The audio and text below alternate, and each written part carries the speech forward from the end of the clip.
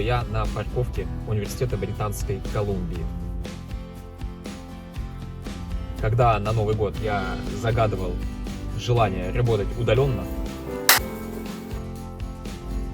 я не совсем это имел в виду. Получается, что мое рабочее место здесь. Как вы видите, за второй месяц уже второй раз сюда путешествую. А до моего дома, до Торонто, 4500 километров. Вот уж действительно удаленное место. Что хорошего в больших городах, таких как чудесный город Ванкувер, то, что он большой, и в нем всегда найдется чем заняться. Мы посетим университет и даже проведем антропологическое наблюдение. Далее отправимся в Гастаун, исторический центр Ванкувера. Проедем по ветке самого длинного метро Канады. Сравним два отеля, какой круче. Пересечем центр Ванкувера на машине и купим сувенир в университете и посетим смотровую площадку.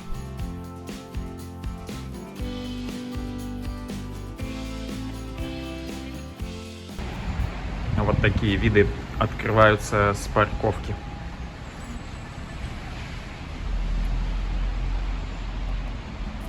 Я люблю командировки в Ванкувер. Несмотря на длительный перелет, в итоге ты оказываешься в уникальном по климату месте. Здесь зимой нет снега. Ну, почти нет. Посмотрите, как выглядят газоны. Правда, на небе тучи и моросит весь день.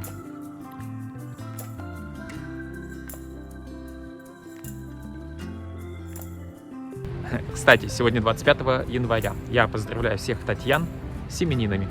А Московский государственный университет с Днем университета. В другую сторону открывается вид на... Да, спасибо, Ворона, я понял. На океан. Тихий океан. Дождливо, туманно, но поверьте, он там и совсем недалеко.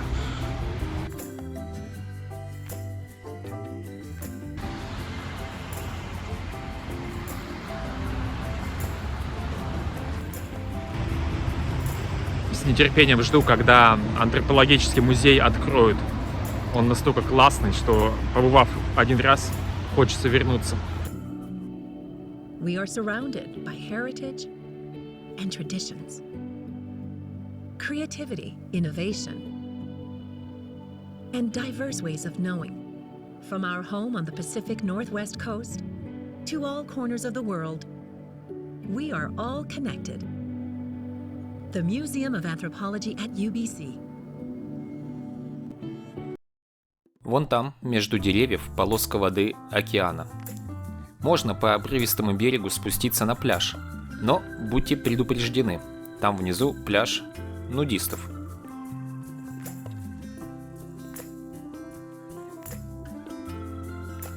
Университету досталась хорошая территория под застройку, и они тут молодцы, красиво застроили. Жаль, что новые корпуса все выше и выше. Раньше вот могли себе низкоэтажную застройку позволить.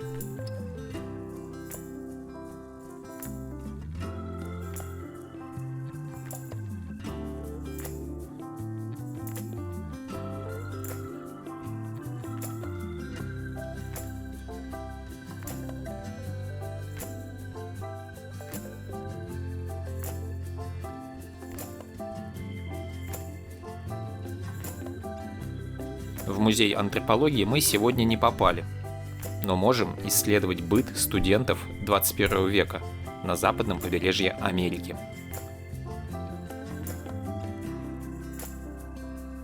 И мы отправимся прямо в их гнездо. Так над входом и написано: студенческое гнездо.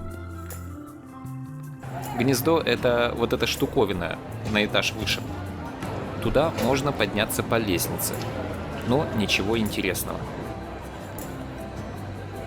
Снаружи оно выглядит намного лучше.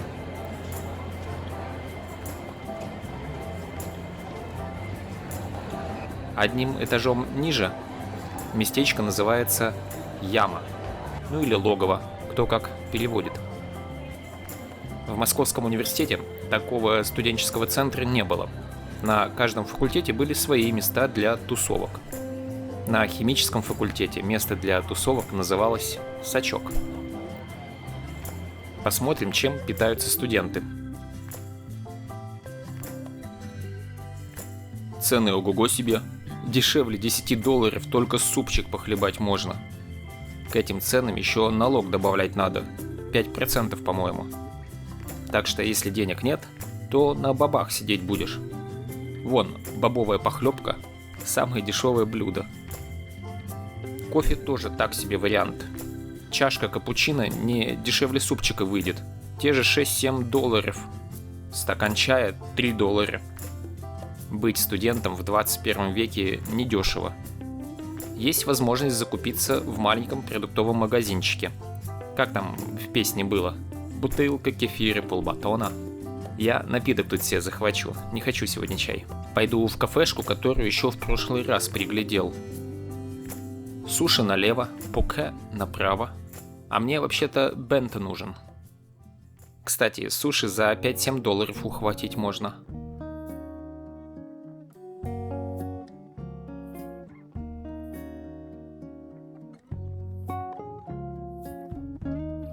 А вот бенто уже по $13 будет. Тут все в одной коробке. И салатик, и закуска в виде роллов, и рыба с рисом. А вместо компота напиток я уже купил. Напитки продаются и в автоматах. Но меня в автоматах тортики удивили. В банках.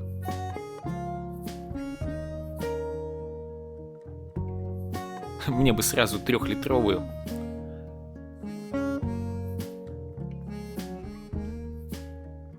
Тут же прокат зонтов. Честно говоря, не верю, что прибыльное дело. Но идея красивая. На каждом углу такое поставить будет удобно. Только непонятно, как сушить их. И совсем удивительно автоматы по продаже мыла в разлив. Берегут природу, но ходить за мылом с бидончиком мне пока непривычно будет. Рабочий день подошел к концу. Можно и по городу погулять.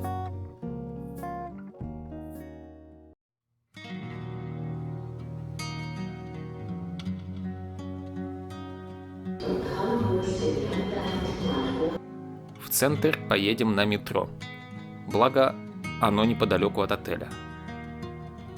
Вон отель, с платформы видно. Чемодан закинул и пешком до станции. Смотрите внимательно. Видите машиниста поезда? А его нет. Я сегодня за него буду. Кстати, в вагоне не так шумно и даже можно записывать. Я думаю, звук будет слышно.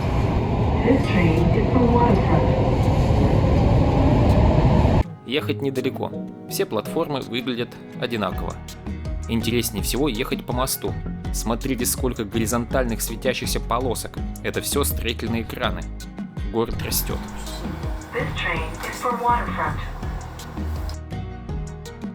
Мы выходим не на Конечной, что у набережной, а выходим в центре города.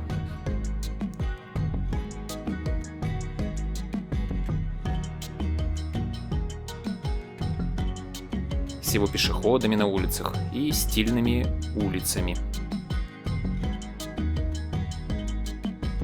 Обычно тут народу яблоку негде упасть. Ну, что-то типа того. А сегодня пусто. Вот он весь целиком отель. Историческая справка. Более 30 лет с момента постройки отель Ванкувер был самым высоким зданием в городе Ванкувер. А слева от него это уже музей изобразительных искусств. Рядом с музеем площадь.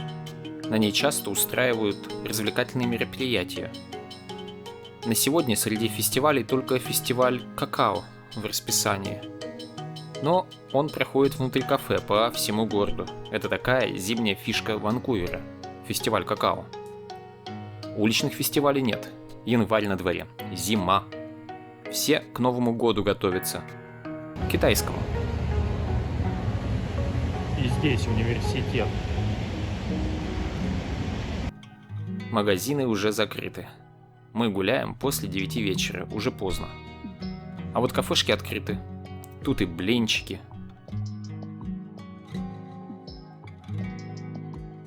И шаурма.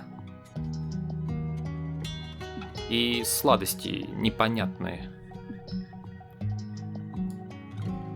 В Ванкувере комфортно на улице и зимой. Ничего себе не отморозишь. Но туристов не поймешь. Они специально прилетают зимой в Ванкувер, чтобы в горы уехать на горнолыжный курорт. И там все-таки отморозится. На то есть причина. Уистлер, так называется курорт, входит в 5 лучших в мире, сразу за альпийскими.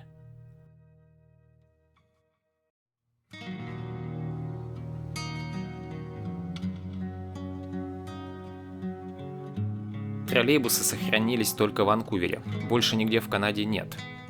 У меня проездной на целый день. Прокачусь. Кроме Ванкувера, только в Москве на троллейбусе катался. Да и то, когда студентом был. Здание с колоннами, конечная станция метро. Я выхожу из троллейбуса неподалеку. Район называется Газтаун. Исторический центр Ванкувера. А сейчас национальный исторический памятник.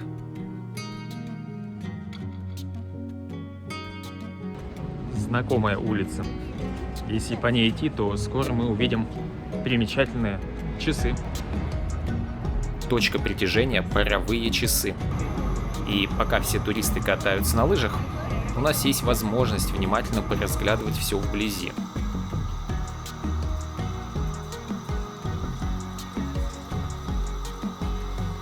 Летом сюда не пробиться.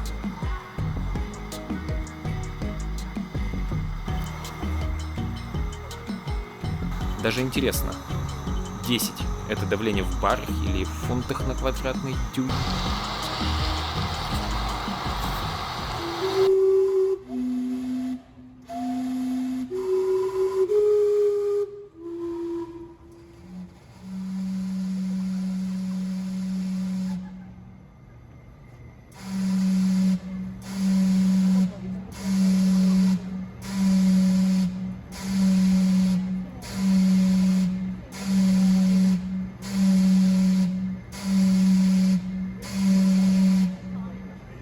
Десять часов.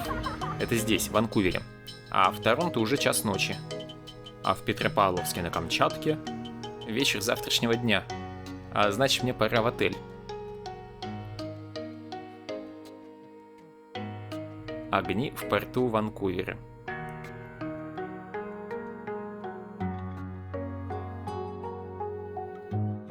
Поедем опять на метро. В Ванкувере в метро несколько веток. Нам на ветку под названием Канада.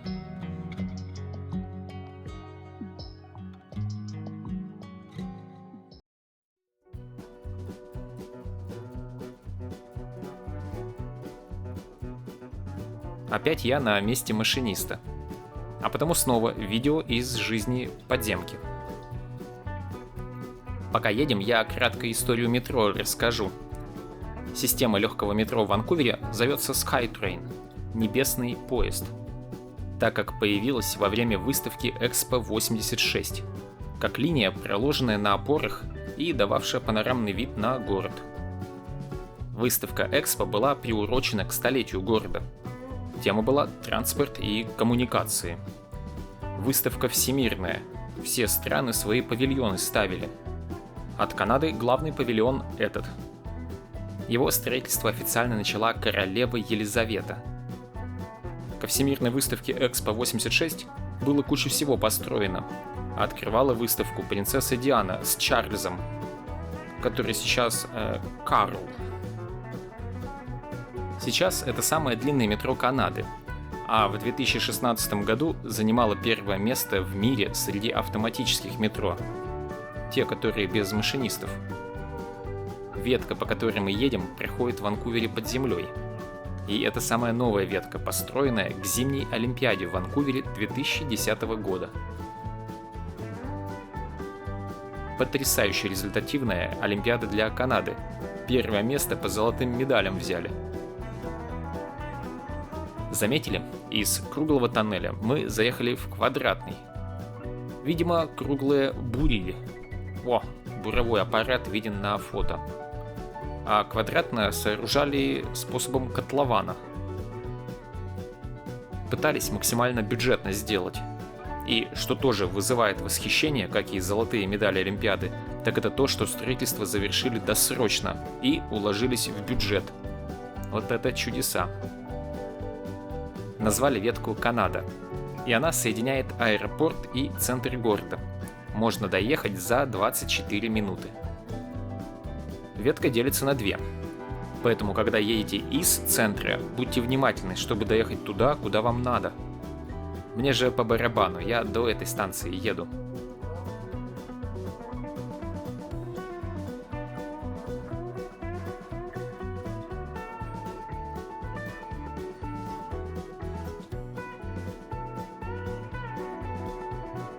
Опять этот красивый мост.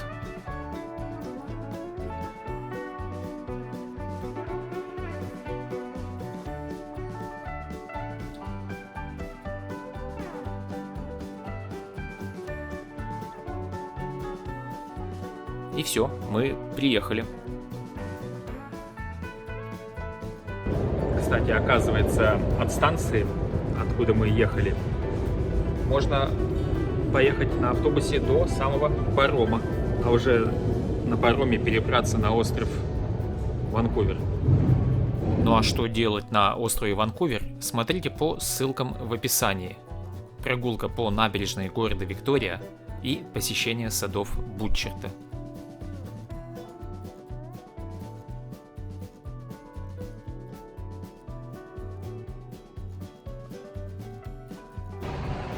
Вроде и близко станция, но здесь пройти пешеходу нельзя. И имейте в виду, в Канаде вот за это штрафы обалденно высокие.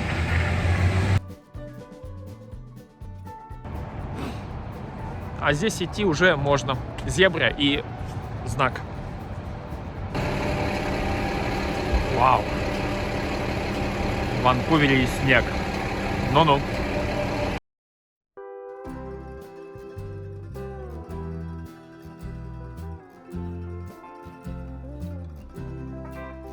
В Holiday Inn Express всегда есть доступ к чаю и горячей воде.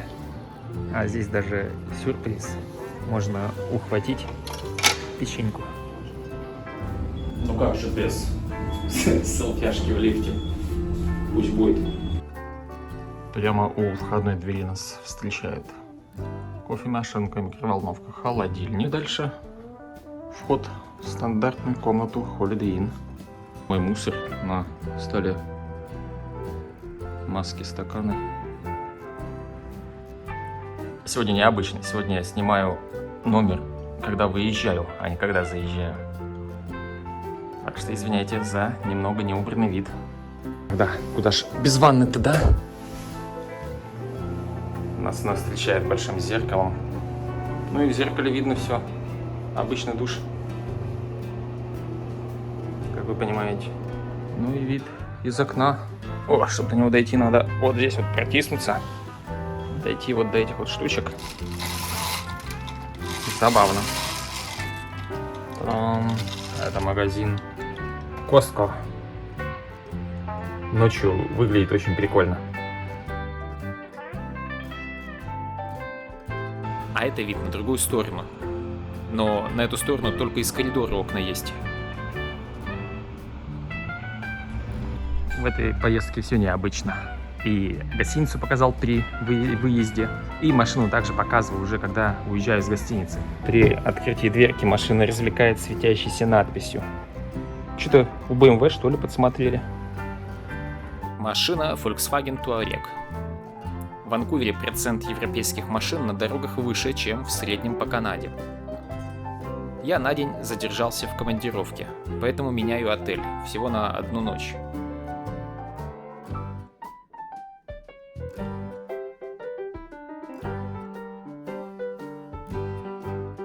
Вау, этот отель покруче будет, хотя тоже Holiday Inn. Они под одним брендом разной звездатости бывают. Смотрите, это снег в Ванкувере.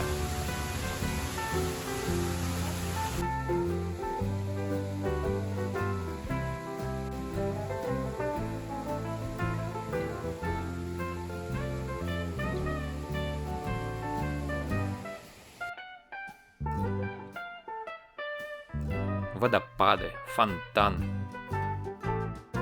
фаленопсис в холле.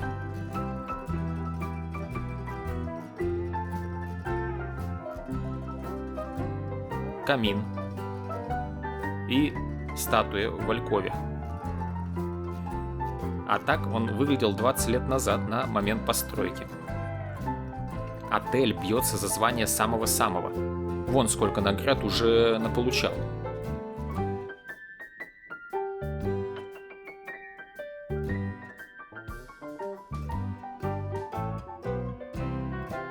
Ну что ж, давайте посмотрим, заслуженно ли.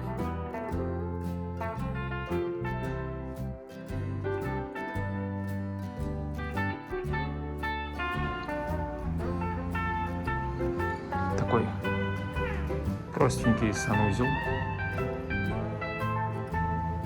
Это в зеркале там видно большую кабину и все дела.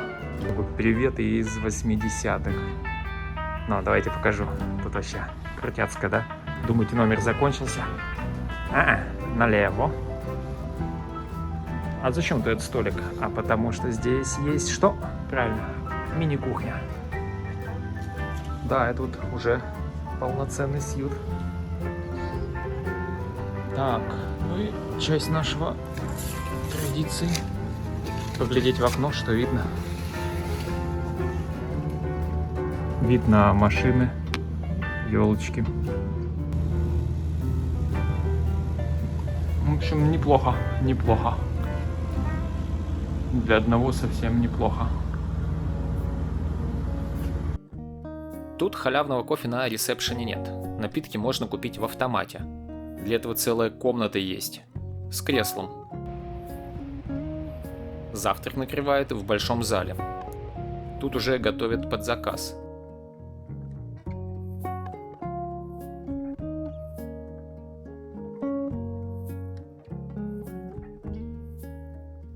Получше, чем буфет в Holiday Inn Express.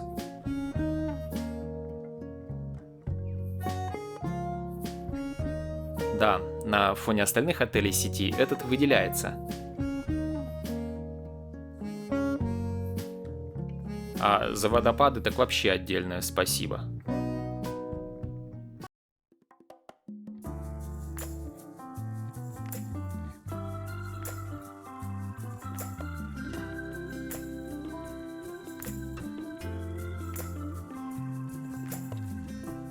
Рассвело и дождь не льет. У нас появилась возможность посмотреть на Ванкувер. Пусть и сквозь ветровое стекло, но может быть и к лучшему, больше увидим. Едем по мосту, но уже не через реку Фрейзер, а через Океанский залив. Мост этот мы видели в прошлом видео из Ванкувера. Вот он. Вид на порт города Ванкувер.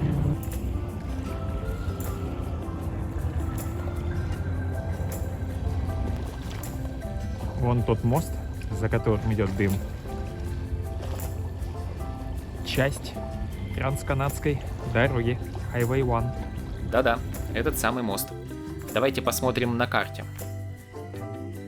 Мост. Это отель с водопадами, а это первый отель. Университет здесь, а наш путь пролегает через самый центр Ванкувера.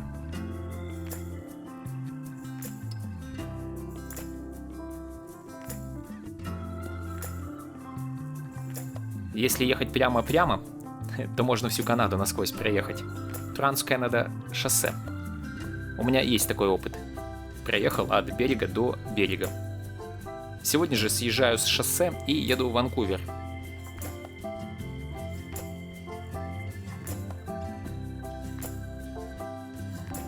Сейчас в Ванкувер легко попасть. Можно на самолете прилететь, на пароме или круизном лайнере приплыть, или на машине доехать. Но это все современная история. Помните, в видео из Виннипега я показывал на карте полюс недоступности, географическую точку, равноудаленную от всех берегов. Ванкувер же стоит прямо на побережье, однако он тоже был недоступен. Его освоению европейской цивилизации с одной стороны мешал Тихий океан, а с другой американский континент с его грядой скалистых гор. Нога первого европейца ступила на земли современного Ванкувера только в 1808 году. Только представьте, Петербург уже 100 лет как стоит. Сибирь исхожена вдоль и поперек. На Аляске уже первые поселения русских первопроходцев. А здесь, в Ванкувере, только аборигены живут. Колонизация была экономически нецелесообразна. Но затем началась добыча калана, мех которого очень ценился. А затем на реке Фрейзер нашли золото. Быстро сообразив, что к чему, Англия объявила Британскую Колумбию своей землей. Вскоре Канадская конфедерация, образованная из английских колоний Северной Америки, пообещала дотянуть железную дорогу, лишь бы Британская Колумбия вошла в состав новой Канады. И дорогу проложили. За 5 лет, а не за 10, как обещали, во как старались. Ну а там пришла пора канадских лесорубов.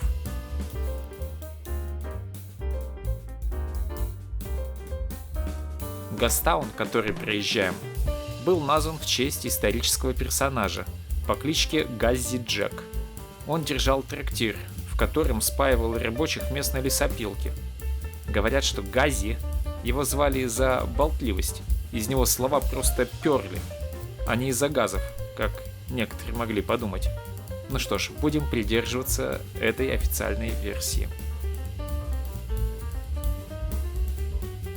С самого начала истории города процветала спекуляция с земельными участками под застройку.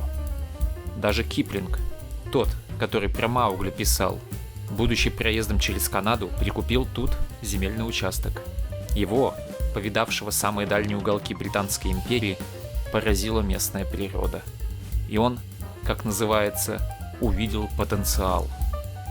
Уже больше 100 лет прошло, а спекуляция и потенциал остались.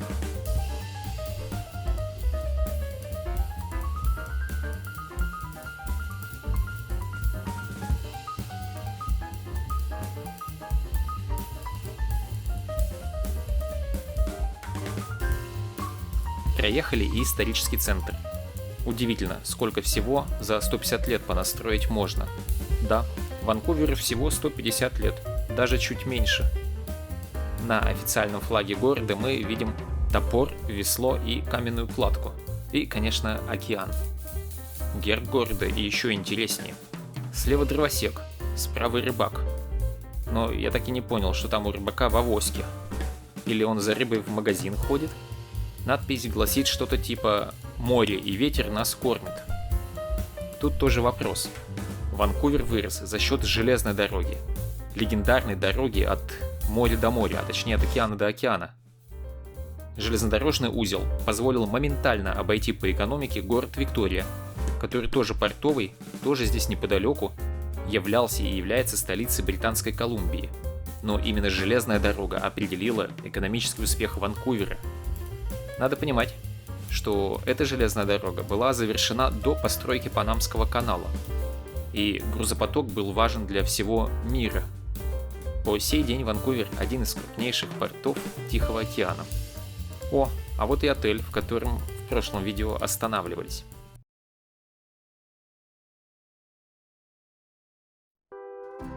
Не удержался, зашел в книжный магазин в университете. В таких магазинах всегда кучу сувениров продают.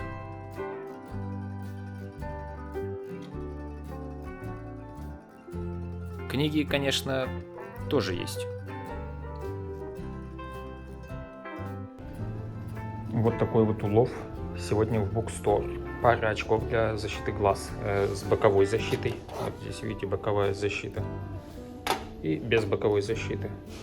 А то мои старые помутнели, и когда работаешь с опасными вещами, глаза надо защищать. Сердце. Брелочек сердца вот купил, чтобы вот показать на самом деле, как оно на самом деле выглядит, какая его форма. А то, что все принимают за обычное сердце, это перевернутая задница, извините. Хотел найти книжку по химии. Обыскал весь магазин. По химии нормальной книжки не было. Взял, что под руку попалось. Давно хотел узнать, как нейронные сети работают. Ну и кофе. Вот так. Едем в аэропорт. Он неподалеку. Со смотровой площадки университета его видно.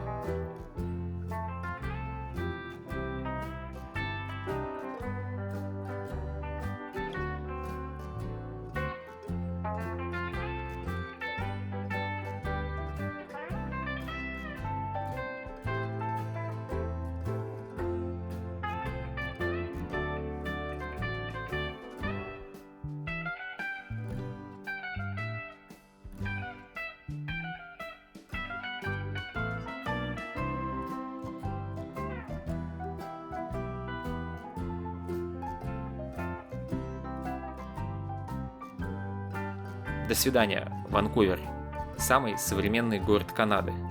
Ты прекрасен и зимой.